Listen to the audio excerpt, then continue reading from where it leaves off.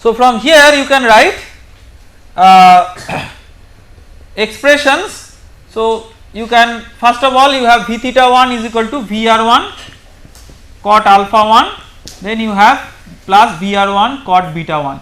So you can write U1 as VR1 cot alpha 1 plus cot beta 1. Okay.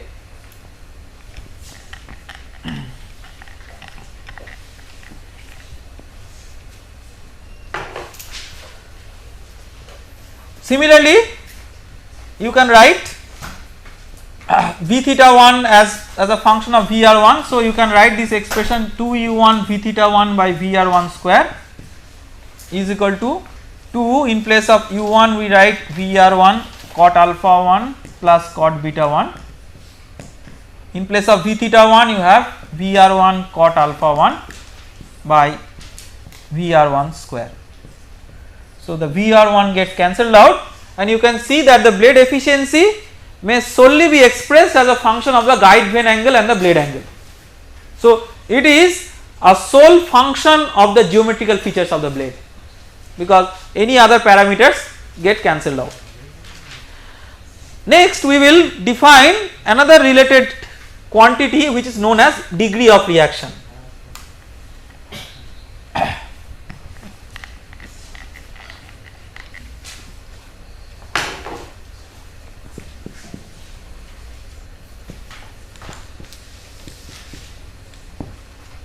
We have already discussed that when you have a turbine, when you have a reaction turbine, it is not totally a reaction turbine, because there is a part of the energy transfer which is by the impulsive effect. So the degree of reaction, therefore it concerns the fractional head because of the reaction divided by the total head. So the reaction head by the total head.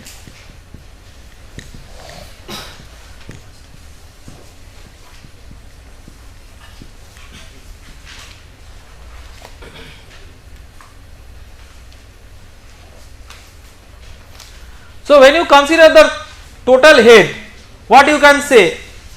See, grossly you have the head at 1 as H1. If you consider the head at 2 at H2, then what is the difference between these two? Head at 1 at H1, some head is taken from that to do useful work, that is U1 V theta 1 by G, neglecting the V theta 2, and that is nothing but the H2. So fluid comes out at 2 with a lower head. Now the head at 1 is what?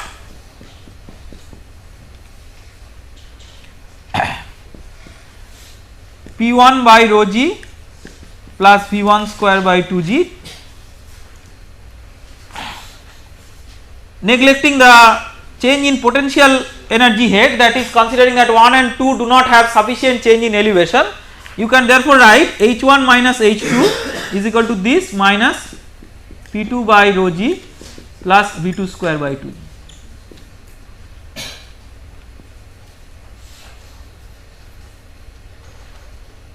So what is the corresponding reaction head?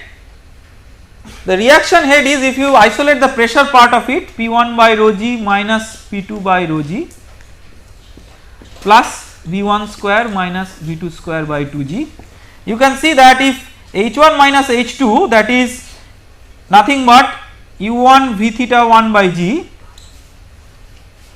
that is a contribution from the two heads. The first part is the reaction head, that is the pressure head change, and the other part is the kinetic energy head change. So when you consider this one, you can write therefore that this is U1 V theta 1 by G minus V1 square minus V2 square by 2g, and this one as U1 V theta 1 by G from that head consideration. And V1 square minus V2 square by G, you can write V2 as VR2, that is same as VR1, and what is V1?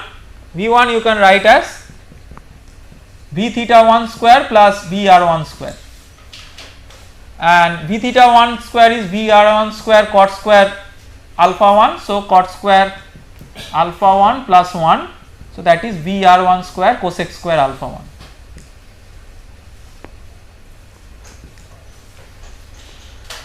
So, the whole idea is just you could write U1 V theta 1 as in terms of VR, this also you can write in terms of VR. So, the effect of VR can get cancelled out here also, and here also you may be able to come up with a final expression involving just alpha 1 and beta 1. Okay. So, if the total, so you can see that you will never have V1 equal to V2, and therefore you will never have a situation when the total head is the reaction head. So, the degree of reaction is always less than 1, therefore no reaction turbine is fully a reaction turbine. Now, till now we have considered the turbine runners as an isolated case, but just as we have discussed for the pump, let us see that what happens if the turbine is put in a system.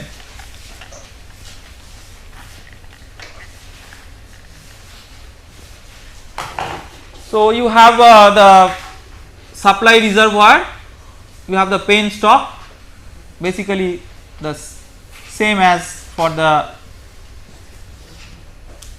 impulse and the reaction turbines. Then we will draw it very schematically to get the picture.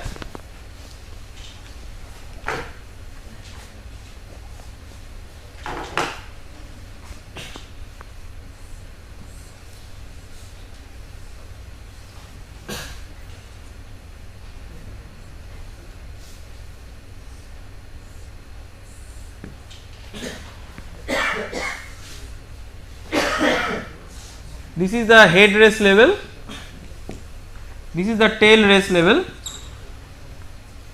and this is the schematic diagram of the turbine. So, you may consider certain points. Let us say that this is section 1, this is section, or maybe let us call it 0 because it is just the reference. Let us say this is section 1, this is the section 2 which is the outlet, and this is the section 3 which is the discharge. We will try to see that what is this diverging portion and why there is a requirement for that. So, let us give a name of the height, say HS. Say the head at section 0 is H0.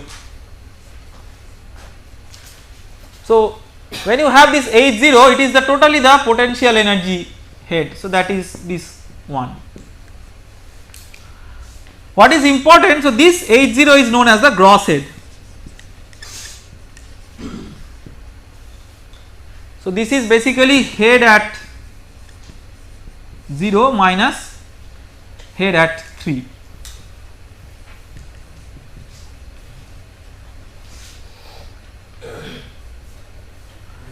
In reality, it is not exactly correct as the head at 0 minus head at 3. Why? Because this presumes that the only form of head is the potential energy head, but at 3 there is some kinetic energy head. So, we will not write it as head at 0 minus head at 3. The expectation would have been like that if the velocity at 3 was 0, but in reality the velocity at 3 is not 0. So, it is just considered, I mean it is a convention to say that it is just the gross head is the head, the height elevation difference between the head race and the tail race level. Tail race is where the water is rejected. Now, important is not this one, but important is the net head. Net head is the head at 1.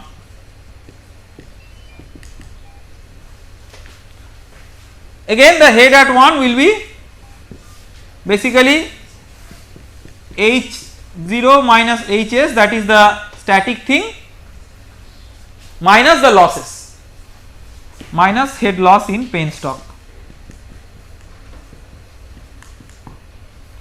So, these are two important terminologies, the net head and gross head across a reaction turbine. The next thing is that when you have the net head and the gross head, First of all, so 1 and 2 are these 1 and 2 that we have mentioned, that entrance to the blade and exit from the blade. Now why we require such a divergent portion?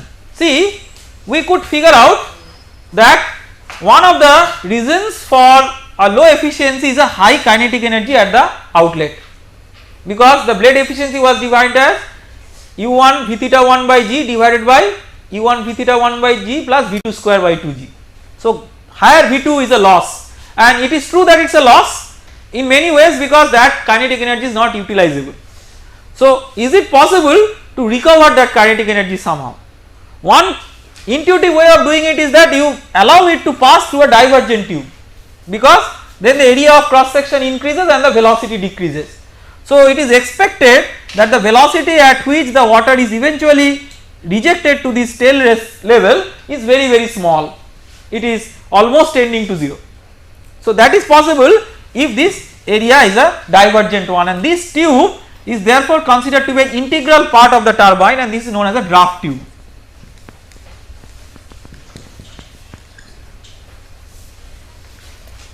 Okay. So one of the objectives of the draft tube is to recover the kinetic energy head at the outlet. That is one of the basic objectives. So when you do that, let us try to see that what happens to the other forms of the head. So the draft tube is a tube, it is a divergent tube, and it may have certain head losses. Let us neglect the head losses for the time being, and let us see that what are the consequences of it. So let us apply the energy equation between 2 and 3. So you have P2 by rho g plus V2 square by 2g plus Hs is equal to P3 by rho g plus V3 square by 2g. If we neglect any losses, neglecting losses in draft tube, in reality that is not the case. So P3 is the atmospheric pressure. So if we consider it as a 0 gauge pressure, so you can write P2 by rho g as minus of Hs plus V2 square minus V3 square by 2g, right.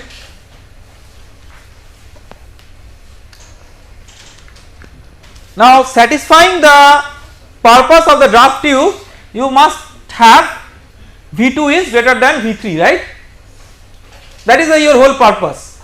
So you have V2 greater than V3, so this is positive, Hs is positive in this configuration, that means P2 is negative, and this in fact is the location of minimum pressure in a reaction turbine, and when this pressure falls below the vapor pressure, the cavitation phenomenon may occur exactly in the similar way in which we discussed about the cavitation in a centrifugal pump.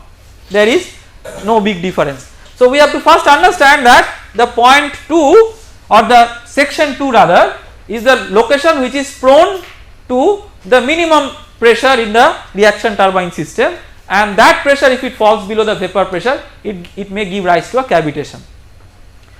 Like the cavitation parameter for a pump, a very similar cavitation parameter is defined for a turbine. So it is defined in the same way, the NPSH available by H. So P atmosphere by rho g minus P vapor gamma is rho g minus Hs by H, but there is no minus HSF. This is not considered. Why? So this is what? This is the head loss in the section which is being considered for making this analysis. So head loss is there in the draft tube, it is very much there in the draft tube, but it is not considered in this expression because the draft tube is considered to be an integral part of the turbine. So head loss is considered to be in a part which is in the system outside the fluid machine. Like when we consider the cavitation in a pump, head loss in the suction pipe and the delivery pipe, those are parts outside the pump, those are parts belonging to the system.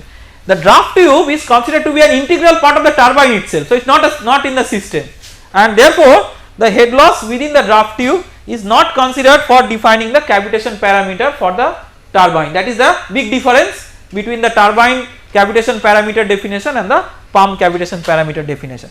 But we have to keep in mind that if you want to write this equation realistically, yes, there is some head loss. So you have a HSF, and accordingly here you have a minus HSF. So the head loss is very much there, but that head loss is not accounted or the head loss is not considered while defining the cavitation parameter. Now the draft tube, because of the head loss in the draft tube, there is some terminology which is defined as efficiency of the draft tube. So how it is defined? It is defined as draft tube efficiency. It is V2 square minus V3 square by 2G minus the head loss in the draft tube by this one. Again you see that here what is the purpose? The purpose is, in the ideal case the draft tube could recover this amount of energy, right, but in reality it cannot recover this amount of energy because there is some head loss in the draft tube, and that is why it is the efficiency of the draft tube. If there is no head loss in the draft tube, it is as good as a draft tube with 100% efficiency. The big question is, when you have a draft tube, do you have a draft tube for an impulse turbine? Say, would you have a draft tube for a Pelton turbine?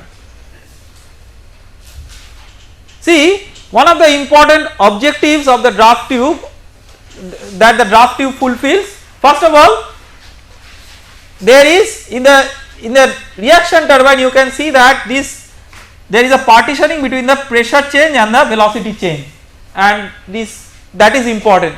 In a impulse turbine that is no more important, because everywhere you have the pressure as the same, there is no change in pressure as the fluid is passing through the turbine, and therefore you do not require something like a draft tube. So the draft tube also affects the change in pressure, that is one of the very important thing, and that is an integral part of the turbine. By basic principle of an impulse turbine, you should not have a change in pressure across that, then it is no more an impulse turbine. Therefore impulse turbine will never have a draft tube. The other thing is that, will the impulse turbine have a cavitation prone behavior?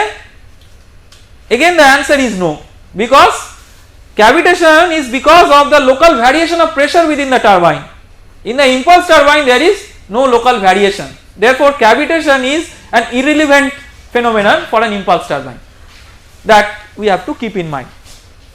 So we have looked into two different types of turbines. Let us just look into the Kaplan turbine a bit more clearly than what we did earlier. So let us consider the axial flow turbine or the Kaplan turbine. So if you consider the axial flow turbine or the Kaplan turbine, just look into the figure, you can see that if you look into the runner, you see that the blade is like sort of a twisted one. So when the fluid enters, before encountering the runner, it is almost like a free vortex flow, and you can see that it basically enters sort of axially. The guide vanes, you can see these guide vanes may swivel with respect to the pivots which are shown in the figure, and accordingly they will allow some fluid to enter. The fluid changes its direction, and so long as it enters the runner, it is just like a free vortex with V theta into R equal to a constant. So you have the first requirement is, when it is entering the flow passage, you have V theta into R equal to a constant. Okay. So you have this V theta into R equal to a constant, that is when it is entering the flow passage. Now on the top of that, you have to keep in mind that when it is entering the runner, you have V theta is proportional to R, it is like V equal to omega R type. So when it enters the runner, you should have V theta proportional to R. Here V theta is proportional to 1 by R when before just entering the runner. So you have to, when the blade is designed, it has to meet these divergent requirements. One is the entering flow is like V theta is proportional to 1 by R, and at the blade you should have the tangential velocity proportional to R. So that requirements combined together do not give rise to a very straightforward blade design, but a twisted type of blade design. So if you consider the runner, you can see here that basically across the runner just flows axially, just in the same way as it does for an axial flow pump, and therefore you may draw velocity triangles exactly in the same way as you could do for an axial flow pump, only the direction of the flow is something that is reversed. So we have come across the different turbines, and here again we have to distinguish the turbines in terms of their specific speeds.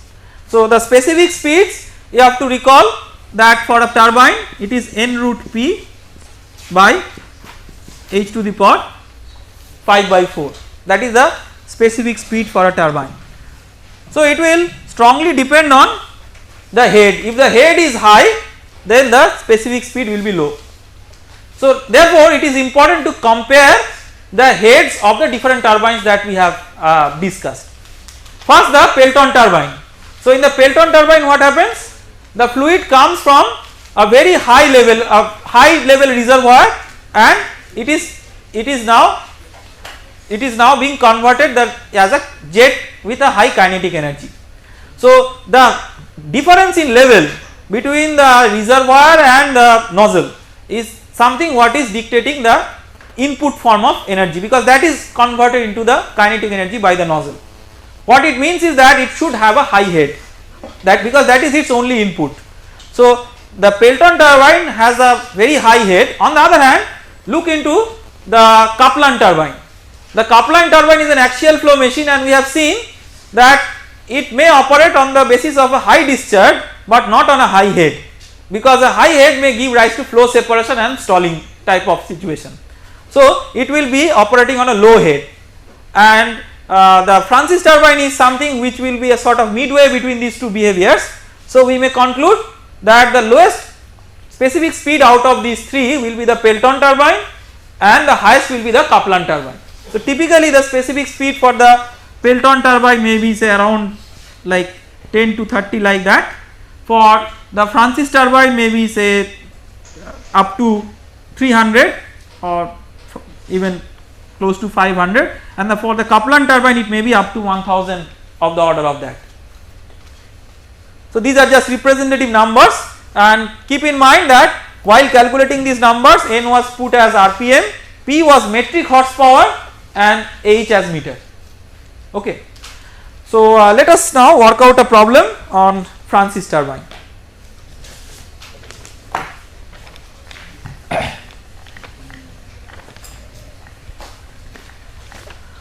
So the problem statement is like this: a Francis turbine has a diameter of 1.4 meter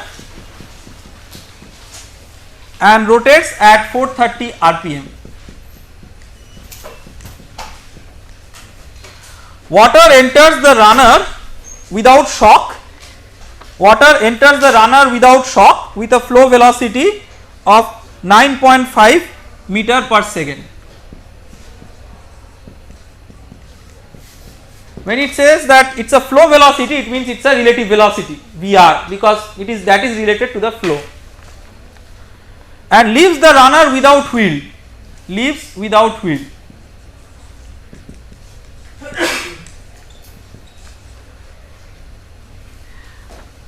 with an absolute velocity of 7 meter per second. The difference between the static and the potential heads at the entrance and exit of the runner, that is P1 by rho g plus V1 square, static and potential head, sorry, P1 by rho g plus V1 minus P2 by rho g plus Z2, this difference is 62 meter.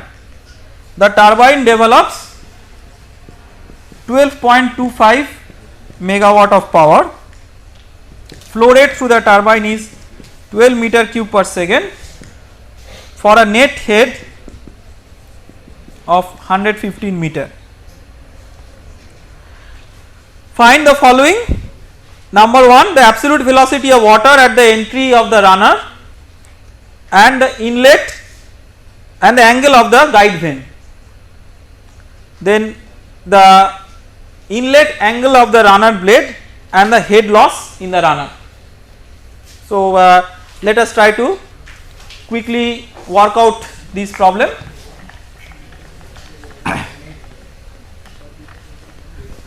So you have, first of all you can calculate u1, that is pi d1 n by 60. So I am just giving you the numerical answer so that you can check, 31.52 meter per second.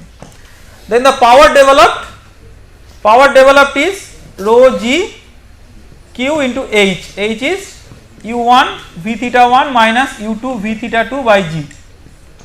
That is given as 12.25 megawatt, 12.25 into 10 to the power 6 watt. It is given that the flow leaves without fluid, that means v theta 2 is 0. So this is one information that is given. So from here you know what is u1, you know rho g and you know q. So from here you can find out what is v theta 1. You know what is vr1, that is already given to you. So v1, the resultant velocity v1 square is v theta 1 square plus vr1 square. So v1 is 33.75 meter per second. So from here you can find out the guide vane angle. How do you find out the guide vane angle? So tan alpha 1 is what? Vr1 by v theta 1, right? So from here you can find out the guide vane angle. So the alpha 1 is 16.35 degree. Then how do you find out the beta 1, the blade angle? So you can write this one v theta 1 as u1 plus vr1 cot 180 degree minus beta 1, right? So from here you can find out what is beta 1. So beta 1 is, actually in the answer 180 degree minus beta 1 is given. So beta 1 is 180 degree minus 84.77 degree. What is the loss? The third part is the loss, that is h1 minus h2 minus u1 v theta 1 by g. If there was no loss, h1 minus h2 would be u1 v theta 1 by g, but because of a loss you do not have h1 minus h2 as u1 v theta 1 by g. So u1, you know h1 minus h2 because you can write h1 minus h2 as p1 by rho g plus v1 square by 2g plus z1 minus p2 by rho g plus v2 square by 2g plus z2 minus u1 v theta 1 by g. And at least the difference in p by rho g and z, that is already given, and v1 and v2 you can calculate because you have vr1 equal to vr2 equal to v2. Okay, so that if you substitute here you will get, or in fact yes, so if you calculate this, the head loss that you come up with is 13.49 meter, that is the head loss. So if you like look into this, basically some head is input to the system and there is some head loss also because of some sources of inefficiency within the blade passage, maybe friction as one of the examples. Now when you consider this blade angle, just keep one thing in mind, just think of the Pelton turbine. So if you consider the Pelton turbine, just for an analogy, see this angle, this beta 2 what was there for the Pelton turbine, or let us say this theta, you can see that if you refer to the expression for the efficiency, the blade efficiency, it was a function of 1 plus k cos beta 2, right? So what would be the maximum efficiency? When beta 2 is 0, right? If you may vary beta 2 as a design parameter, that means this theta is 180 degree, but in practice this theta is not kept as 180 degree but something optimally as close to 165 degree. That is a design practice for a Pelton turbine. Why? The reason is like a practical reason. If you keep beta 2 as 0, the fluid that is coming from one bucket will hit the back of the other bucket directly. So to avoid that, so you cannot have like it hitting the back of another bucket. So that is why this is not totally change in direction, but something in between close to 165 degree as a optimal design parameter. So the blade angles, no matter it's a Pelton turbine or a Francis turbine or whatever, these are very important parameters. So with this we conclude our discussion on fluid machines. Thank you.